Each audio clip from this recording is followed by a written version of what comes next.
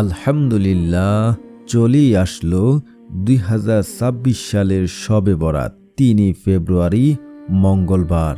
এই শবে বরাতকে কেন্দ্র করে বাংলাদেশের অনেক মানুষই এটা নিয়ে বাড়াবাড়ি করে, আবার অনেকে চাড়াচাড়ি করে।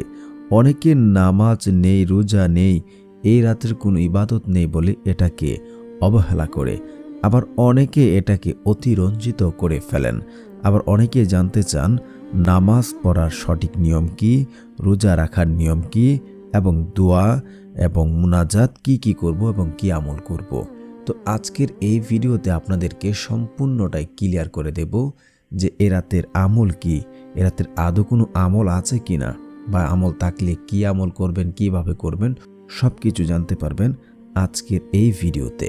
তো বন্ধুরা, যারা চ্যানেলটি সাবস্ক্রাইব করেননি, দয়া করে চ্যানেলটি সাবস্ক্রাইব করে পাশে থাকবেন। অত্যন্ত গুরুত্বপূর্ণ একটি রজনী, এটা হচ্ছে লাইলাতুল নিসফে মিন শাবান, অর্থাৎ শাবান মাসের মধ্য রজনী। এ রাতকে ভাগ্য রজনী বলা হয়। এ রাতে আল্লাহ সুবহানাহু তাআলা দুনিয়ার সমস্ত সৃষ্টির উপরে রহমতের দৃষ্টি দেন। আল্লাহ তাআলা কয়েক শ্রেণী মানুষ ব্যতীত সকলকে সাধারণ ক্ষমা ঘোষণা করে থাকেন। এ রাত অত্যন্ত গুরুত্বপূর্ণ হওয়ায় অনেকে এটা নিয়ে ভাড়াবাড়ি করেন। অনেকে মনে করেন যে এ রাত্রে আল্লাহ সুবহানাহু তাআলা আমাদের মানবকুলের সবার ভাগ্য বদলান। আবার অনেকে মনে করে যে রাত্রে কোনো কিছু নেই, সাধারণ আর 10টা রাত্রের মতনই এ রাতের ইবাদত। তো আমরা অনেকে এটাকে বুঝে না বুঝে এভাবে এই রাতটাকে আমরা পার করে দেই।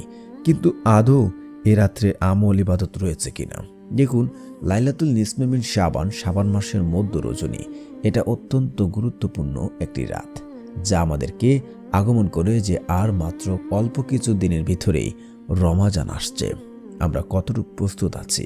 তো যেহেতু শবে বরাত চলে এসেছে, এ রাত্রের ইবাদত কি? ইবাদত হচ্ছে এটা আপনি যেমন জাঁকজমকভাবে মসজিদে, মাইকে, পাড়া মহল্লায়, এগুলো আপনি সব কিছু না করা থেকে বিরত থাকবেন। তবে আপনারা ইবাদত করতে পারেন, এ রাত্রে কোনো বাধ্যবাধকতা নেই। তো এখন কথা হচ্ছে, তাহলে এ রাতে কীভাবে ইবাদত করবেন, কত রাকাত নামাজ পড়বেন, রোজা রাখার নিয়ম কি, এবং কি আমল করবেন। দেখুন, এটা যেহেতু শবে বরাত, এ রাত্রের নামাজ আপনি কিভাবে পড়বেন? আপনাকে অবশ্যই 5 ওয়াক্ত নামাজ আপনার উপরে বাধ্যতামূলক, তা আপনাকে অবশ্যই করতে হবে। আর এগুলো হচ্ছে নফল ইবাদত, যা আপনাকে না করলেও কিন্তু তেমন গুনাহ হচ্ছে না, কিন্তু আপনি ফরজ তরফ করলে আপনার গুনাহ হবে। তো এখন কথা হচ্ছে, কিভাবে এ রাত্রের নামাজগুলো পড়বেন।